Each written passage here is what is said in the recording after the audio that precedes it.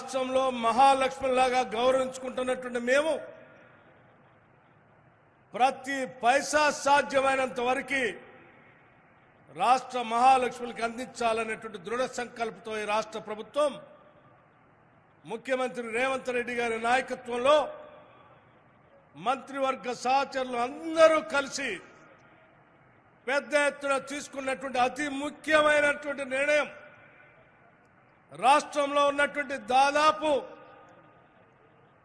64 లక్షల self help group members అందరికీ వడ్డీ లేని రుణాలు ఇవ్వాలని చెప్పి ఒక గొప్ప నిర్ణయాన్ని తీసుకొని ఈరోజు మీ అందరి ముందు ఈ కార్యక్రమాన్ని చేస్తా ఉన్నాం.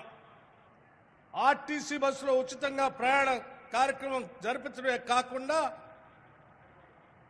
ఈరోజు గ్యాస్ సిలిండర్ కానీ లేకపోతే 200 యూనిట్ లోపల కరెంటు కానీ లేకపోతే రాష్ట్ర వ్యాప్తంగా ఉన్నటువంటి ఇల్లు లేనటువంటి ప్రతి పేద కుటుంబానికి 5 లక్షలతో ఇందిరమ్మ ఇల్లు ఇచ్చే కార్యక్రమం కానీ మన ప్రభుత్వం ప్రజాప్రభుత్వం ఈరోజు నిర్ణయం తీసుకొని అమలు చేస్తుంది. కేవలం 90 రోజుల్లోనే తీసుకున్న నిర్ణయాలు ఇవి.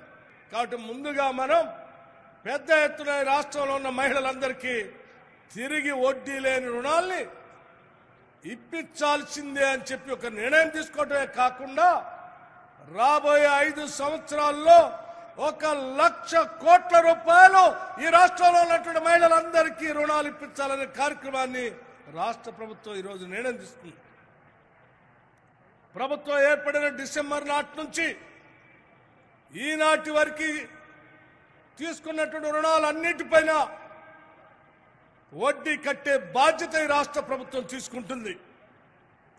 ఈనాటి నుంచి భవిష్యత్తులో రాబోయే 5 సంవత్సరాల్లో కూడా 1,00,000 కోట్ల మీకు రుణాలు ఇప్పించి 1,00,000 కోట్ల పైన కట్టే వడ్డీని రాష్ట్ర ప్రభుత్వమే నీ తరపున కడుతుందని కూడా ఈ సందర్భంగా మనం చేస్తా ఉన్నాం.